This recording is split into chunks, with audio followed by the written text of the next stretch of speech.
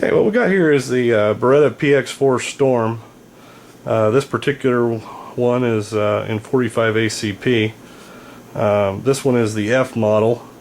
This also comes in a C model, which is the compact, a D model, which is double action only, and the G and F model are the same, with the exception that the G model, the thumb safety, when it's flipped up, will recock the hammer into the firing position.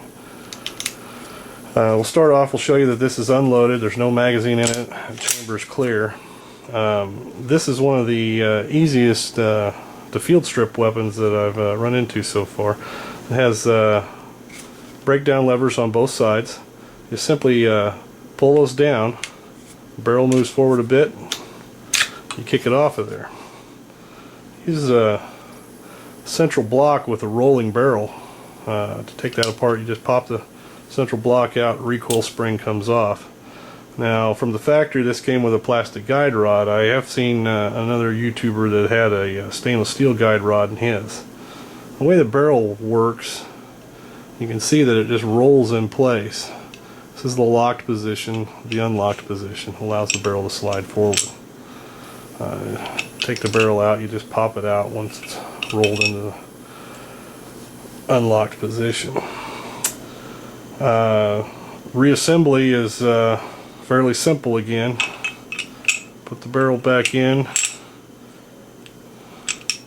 get it rolled into about a mid position. Spring goes back into the block. The block just clicks in place. Once that's in place, that holds the whole assembly together. Put the slide back on the frame, and you're done with your field strip. A few features with this, of course, it's got the mil-spec rail. Also has luminescent sights that glow in the dark after they're exposed to light. However, for a concealed carry situation, of course, you're not going to have this thing exposed to a great deal of light, so I question the validity of whether they'll do a good job in a low light situation. Of course, I guess that's where your rail would come in on that. Another feature with this, of course, with ambidextrous safeties, is the mag release can also be switched to a left side mag release for left-handers. And then available from the factory are also several different size mag release buttons. One of the big things I really wanted to touch on in this video is this also comes with interchangeable backstraps. The small one is on right now, medium and the large. I'm going to switch from the small to the medium just because it's a better fit. The ops manual for this weapon is in about 15 different languages, and I think to save time and make the manual as thin as possible, what they did was they just gave pictures on field stripping and changing the backstrap in the front and back cover of the book. However, the detailed explanation of it is in the middle of the manual. It is spelled out in its own little section, so it's not overly confusing, but nonetheless, it's one of those things that you have to read 3 or 4 times before you and try it a couple of times before you get the hang of it.